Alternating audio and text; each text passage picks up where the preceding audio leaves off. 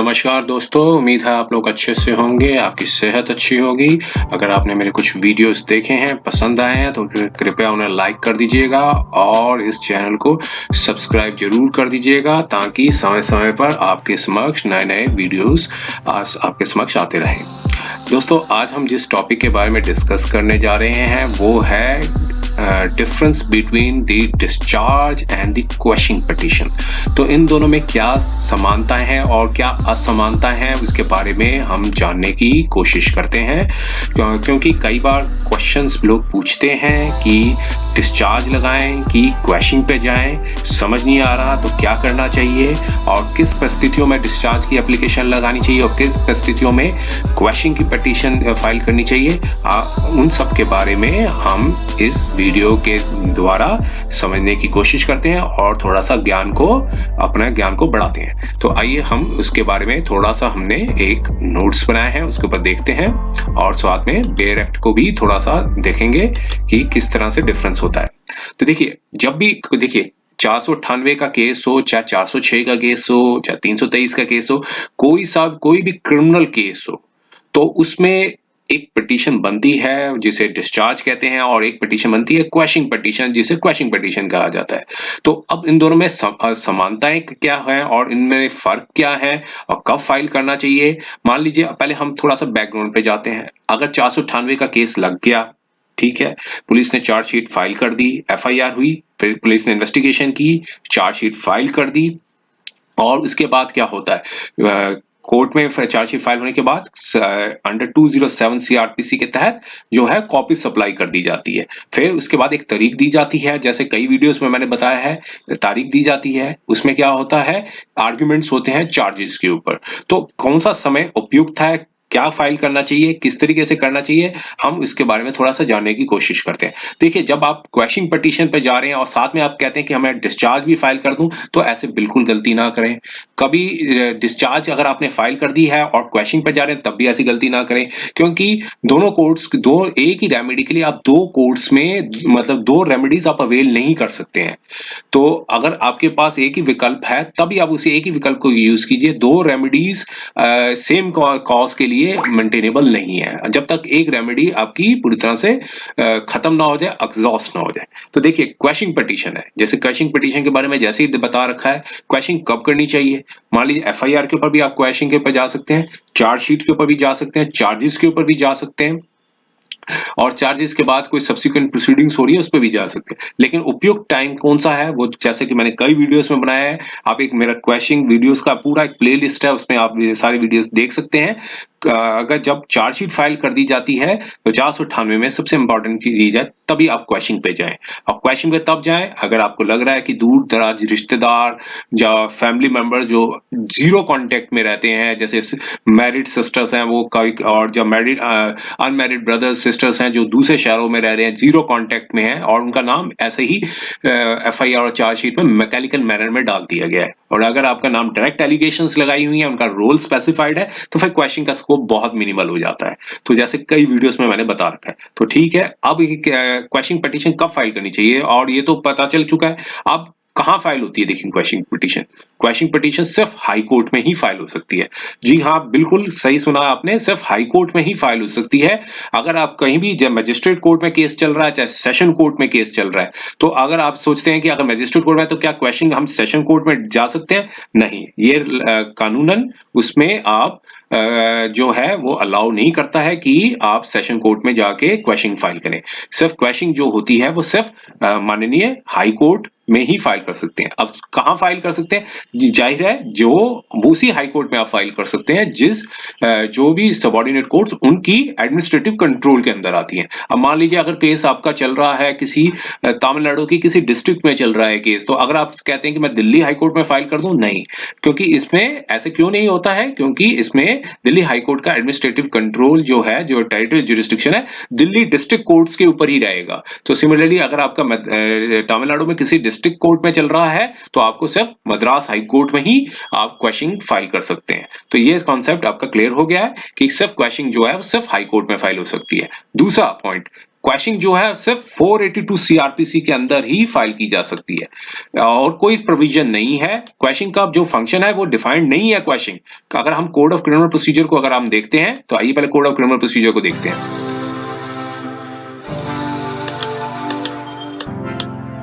इस देखिए पूरा कोड ऑफ क्रिमिनल प्रोसीजर में आपको क्वेश्चन वर्ड जो है कहीं भी नजर नहीं आएगा।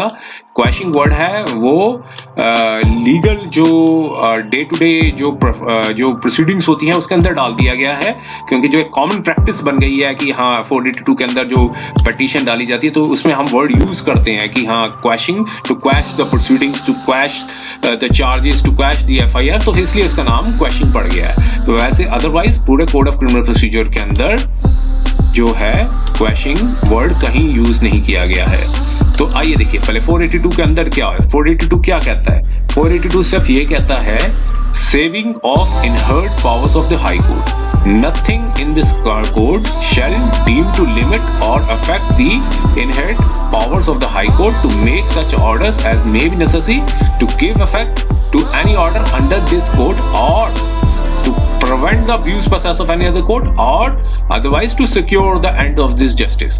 तो मीन्स इनहर्ट पावर्स जहां आ गई है तो सिर्फ हाई कोर्ट के पास ही 482 सीआरपीसी के अंदर पावर दी गई है, ताकि कोई भी ऐसा ऑर्डर हो जो abuse process of the court हो रहा हो या फिर to secure the end of the justice हो रहा हो, तो ऐसे जब केस बनता हो इन तभी हाई कोर्ट, माननीय हाई कोर्ट जो इनहर्ट पावर्स है 482 सीआरपीसी में उसका यूज करके प्रोसीडिंग्स को क्वैश कर सकती है। तो ये सिर्फ 482 के अंदर ही फाइल की जा सकती है और कोई प्रोसीडिंग्स नहीं है, क्योंकि इनहर्ट पावर्स है वो सिर्फ कोड ऑफ क्रिमिनल प्रोसीजर सिर्फ हाई कोर्ट को देता है।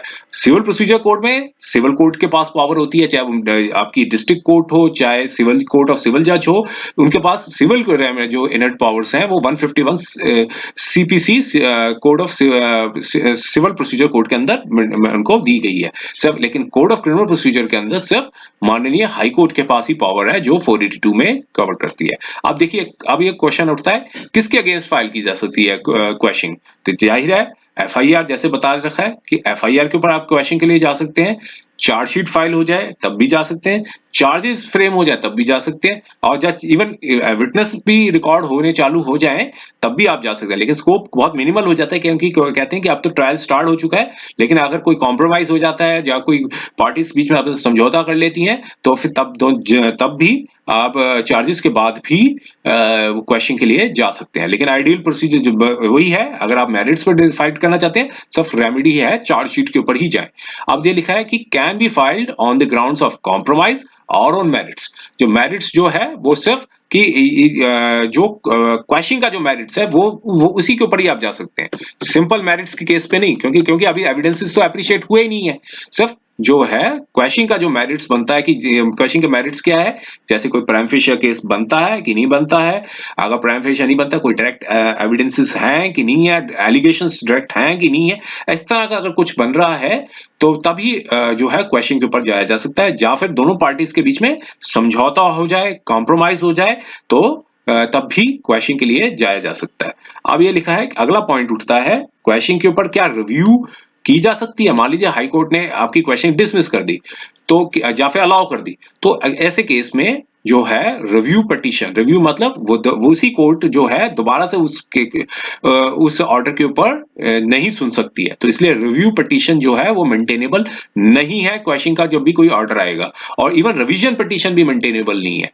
तो मतलब अगर कोर्ट जो है वो 482 सीआरपीसी के ऊपर कोई ऑर्डर दे देती है, अगर कल को कहा हो कि अब इस ऑर्डर के ऊपर हम दोबारा से हाई कोर्ट जा सकते हैं, कोर्ट जो है अपने ऑर्डर को रिव्यू नहीं कर सकता है, क्योंकि code of criminal procedure allow नहीं करता है। सिर्फ माननीय सुप्रीम कोर्ट ही है जो अपने ऑर्डर को जो रिव्यू पिटीशन में जो ऑर्डर दे रखा है 137 आर्टिकल के अंदर, कॉन्स्टिट्यूशन ऑफ इंडिया के अंदर, सिर्फ संविधान के अंदर संविधान ही उनको इजाजत देता है माननीय सुप्रीम कोर्ट को कि 137 कॉन्स्टिट्यूशन ऑफ इंडिया के अंदर ही उनके पास माननीय सुप्रीम कोर्ट के पास पावर है रिव्यू करने की, जो भी क्रिमिनल मैटर्स डिस्पोज होते हैं, जो भी ऑर्डर पास करते हैं क्रिमिनल केसेस पे, तो सिर्फ हाई कोर्ट भी अपने ऑर्डर को रिव्यू नहीं कर सकता है, और रिवीजन पिटीशन भी मेंटेनेबल नहीं है अगर कोई भी क्वेश्चन पिटीशन फाइल की जाती है। तो अगला क्वेश्चन उठता है कि रेमेडी क्या है फिर इसके ऊपर। देखिए जो भी क्वेश्चन पिटीशन है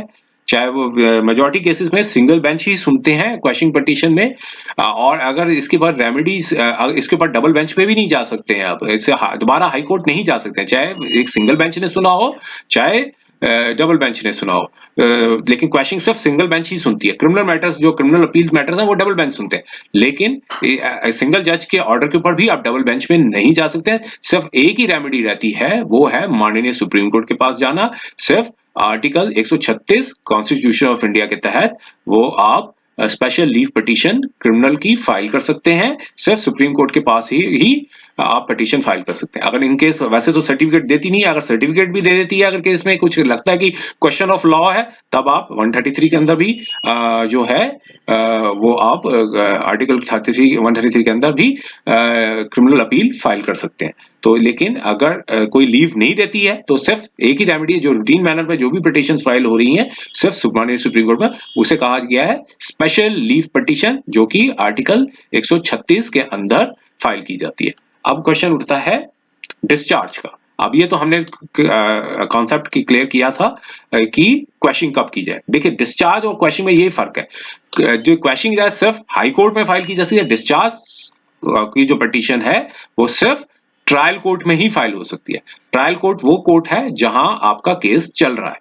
तो डिस्चार्ज की पिटीशन सिर्फ जो होगी वो उसी कोर्ट में फाइल की जाएगी जिस कोर्ट में आप ट्रायल फेस कर रहे हैं। तो अभी कौन से प्रोविजंस के अंदर फाइल की जा सकती है? जो फाइल की जा सकती है 227 सीआरपीसी, अगर जो ट्रायल है वो सेशन कोर्ट के अंदर चल रहा है, और अगर मजिस्ट्रेट कोर्ट के अंदर चल रहा है तो 239 सीआरपीसी में आप इस डिस्चार्ज एप्लीकेशन को फाइल कर सकते हैं। इसलिए प्रोविजन का ऐड करना अपनी पिटीशन में, प्रोविजन का मेंशन करना बहुत जरूरी है, क्योंकि सबऑर्डिनेट कोर्ट्स जो है बिना प्रोविजंस के वो आपकी एप्लीकेशन को नहीं एंटरटेन करेगी। तो 220 सेशन कोर्ट में तब चलेगा केस अगर कोई ऐसे स्ट्रिंजेंट जो प्रोविजंस ऐड किए हुए हैं, जैसे 313 सीआरपीसी, 306 सीआरपीसी, सॉरी 306 आईपीसी और 313 आईपीसी अगर ऐड कर रखा है, इस तरह के संगीन जो चार्जेस लगा रखे हैं जिसकी सजा 10-10 साल तक की है, तो ऐसे केसेस जो हैं सेशन कोर्ट में चलते हैं। तो सिर्फ जो रेमेडी, जो एप्लीकेशन लगेगी 227 सीआरपीसी में लगेगी। तो हम देखते हैं 227 सीआरपीसी क्या कहता है। पहले आइए हम कोड ऑफ क्रिमिनल प्रोसीजर को देखते हैं। तो आइए देखते हैं। देखिए, 227 को भी एक दफा क्लेरिफाई कर लेते हैं। ये कोड ऑफ क्रिमिनल प्रोसीजर है, इसको देखते हैं हम। काफी लंबा प्रोसीजर है ये कोड ऑफ क्रिमिनल प्रोसीजर। इसे हम 227 को देखते हैं कि 227 क्या कहता है। 227, आइए देखते हैं 227 जो है उसे कहते हैं। देखिए, यहाँ पर पूरा डिफाइन किया गया है डिस्चार्ज। डिस्चार्ज जो है, if upon consideration of the record of the case and the documents submitted therein and after hearing of the submission of the accused and the prosecution in this behalf, the judge considers that there is not a sufficient ground for proceeding against the accused, he shall be discharged the accused and record his reasons for doing so। तो देखिए, जब भी session court में case चालू होगा तो opening का case of the prosecution होगा, और फिर इसके बाद बताया गया डिस्चार्ज के बारे में। तो डिस्चार्ज जो है फ्रेमिंग ऑफ चार्जेस से पहले और जब केस चालू होता है उससे पहले फाइल की, मतलब एप्लीकेशन जो है मतलब दी जा सकती है, कोर्ट से प्लीड किया जा सकता है। तो 227 सीआरपीसी में अगर एक बार चार्जेस फ्रेम हो जाए तो फिर डिस्चार्ज की एप्लीकेशन मेंटेनेबल नहीं है। अब आइए पहले थोड़ा सा हम इसके ऊपर 227 के ऊपर देख लिया आपने। अब मजिस्ट्रेट कोर्ट से ये देखिए, ये चैप्टर 18 कहता है trial before the court of session. तो सिर्फ 227 के अंदर ही आप डिस्चार्ज की एप्लीकेशन लगा सकते हैं। और जो मजिस्ट्रेट कोर्ट के अंदर 239 के अंदर देखिए, ये है केस ट्रायल और warrant cases by the magistrate. तो यहाँ पर क्या लिखा है, when the accused shall be discharged if on considering the police report and documents sent with the under section 173 make such examination if any accused as the magistrate thinks necessary and after giving the prosecution an accused an opportunity of being heard, the magistrate considers the charge against the accused to be groundless, he shall discharge the accused and record his reason for doing so। तो जब भी discharge करेंगे तो magistrate साहब जो है reasons को लिखना बहुत जरूरी है उनके ऑर्डर में। तो देखिए, ये दोनों पॉइंट क्लियर हो गए हैं। तो जब भी एप्लीकेशन जब मजिस्ट्रेट कोर्ट है तो 239 सीआरपीसी में लगेगा, और सेशन कोर्ट है 227 सीआरपीसी। अब ये बात भी हमने पहले बता दी है कि तभी फाइल कर सकते हैं जब फ्रेमिंग ऑफ द चार्जेस। क्योंकि फ्रेमिंग ऑफ चार्जेस क्यों, एक बार चार्जेस फ्रेम हो जाए तो क्योंकि मजिस्ट्रेट साहब जज सेशन कोर्ट के जो जज साहब हैं उन्होंने अपना माइंड लगा दिया है। एक बार आप उन्होंने माइंड लगा दिया, जुडिशियल माइंड लगा दी, तो अपने ऑर्डर को रिव्यू नहीं कर सकते हैं।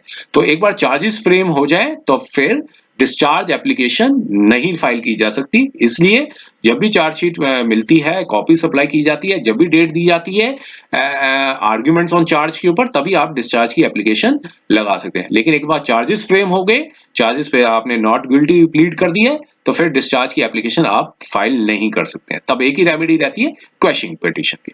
अब ये अगला पॉइंट उठता है, can only file revision petition before the revision appellate court with in 90 days. मान लीजिए आपकी जो डिस्चार्ज एप्लीकेशन डिसमिस हो गई या अलाउड हो गई, तो दोनों पार्टीज के पास, जिसकी चाहे मान लीजिए अक्यूज्ड हो चाहे प्रोसिक्यूशन हो, वो चाहे 90 डेज के अंदर अंदर रिवीजन पिटीशन फाइल कर सकते हैं।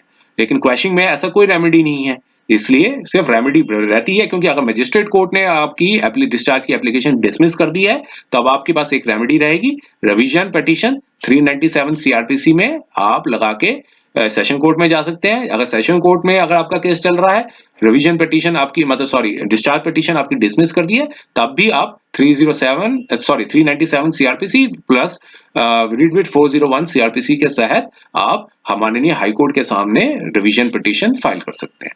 लेकिन यहाँ पर भी एक चीज बताई है कि कोई रिव्यू नहीं होता है against the order of discharge, सिर्फ रिवीजन पिटीशन ही फाइल की जा सकती है। कोई भी चाहे सेशन कोर्ट हो चाहे मजिस्ट्रेट कोर्ट हो, एक बार उन्होंने डिस्चार्ज की एप्लीकेशन के ऊपर अपना ऑर्डर दे दिया तो रिव्यू पिटीशन नहीं मेंटेनेबल होगी, फिर सिर्फ एक ही पिटीशन मेंटेनेबल होगी, रिवीजन पिटीशन, जो कि नेक्स्ट अपीलेट जो कोर्ट होगी, जो नेक्स्ट रिवीजन कोर्ट होगी, जो कि अपीलेट कोर्ट होगी, उसमें ही फाइल की जा सकती है। लेकिन अब एक और पॉइंट देखिए, no revision petition is maintainable against the dismissal of the revision petition। Second revision petition जो है वो नहीं फाइल की जा सकती है। मान लीजिए मजिस्ट्रेट कोर्ट ने आपका ऑर्डर जो है डिस्चार्ज एप्लीकेशन को डिसमिस कर दिया, अगर आप रिवीजन पिटीशन डालते हैं सेशन कोर्ट में, सेशन कोर्ट भी आपकी पिटीशन को डिसमिस कर देती है, तो फिर आप सेकंड रिवीजन पिटीशन जो है माननीय हाई कोर्ट के सामने नहीं फाइल कर सकते। तब एक ही रेमेडी होगी, वो होगी 482 सीआरपीसी के अंदर फाइल करना against the dismissal of the revision petition. तो मान लीजिए अगर कोई 239 सीआरपीसी में आपने पिटीशन फाइल की, आप डिस्चार्ज की, डिसमिस हो गई, फिर 397 सीआरपीसी फाइल करके आप सेशन कोर्ट गए, वो भी डिसमिस हो गई, फिर उसके ऊपर सिर्फ एक ही रेमेडी रहेगी, 482 सीआरपीसी लगा के आप सुप्रीम कोर्ट माननीय हाई कोर्ट जा सकते हैं। फिर उसके बाद एक और रेमेडी रहेगी, उसके बाद can also file the special leave petition before the honourable supreme court of India against the order of the high court passed under 482 CrPC with in 90 days. 90 days के अंदर अंदर जो है वो आप अगर मान लीजिए 482 के अंदर जो पिटीशन डिसमिस हो गई है, तो आप स्पेशल लीव पिटीशन डाल के फाइल कर सकते हैं। लेकिन एक और बात ध्यान रख लीजिए कि जो 482 का कोई टाइम लिमिट नहीं है, नो टाइम लिमिट है, कोई टाइम लिमिट है, लेकिन must be filed with in the reasonable time, must be filed with in the reasonable time. ऐसे नहीं कि आप 3 साल बाद जा रहे हैं या 4 साल बाद जा रहे हैं, ऐसे नहीं, वो फिर डिले हो जाएगी। Must be filed with in the reasonable time.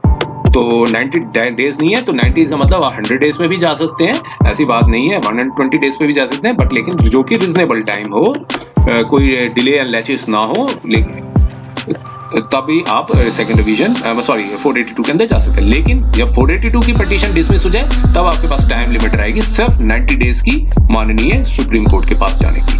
तो उम्मीद है ये दोनों कॉन्सेप्ट डिस्चार्ज के और क्वेश्चन पिटीशन के जो बीच में जो समानताएं असमानताएं हैं, इस वीडियो में आपकी जानकारी में काफी वृद्धि हुई होगी। अगर आपको ये वीडियो पसंद आया तो कृपया प्लीज इसे लाइक कर दीजिएगा और इस चैनल को सब्सक्राइब जरूर कर दीजिएगा, ताकि समय समय पर आपके समक्ष नए नए वीडियोस आते रहें। और कोई भी जानकारी के लिए नीचे कमेंट बॉक्स में अपनी क्वेरी जरूर पोस्ट कर सकते हैं, हम उन क्वेरी को भी किसी वीडियो के द्वारा आपकी क्वेरी को सॉल्व करने की कोशिश करेंगे।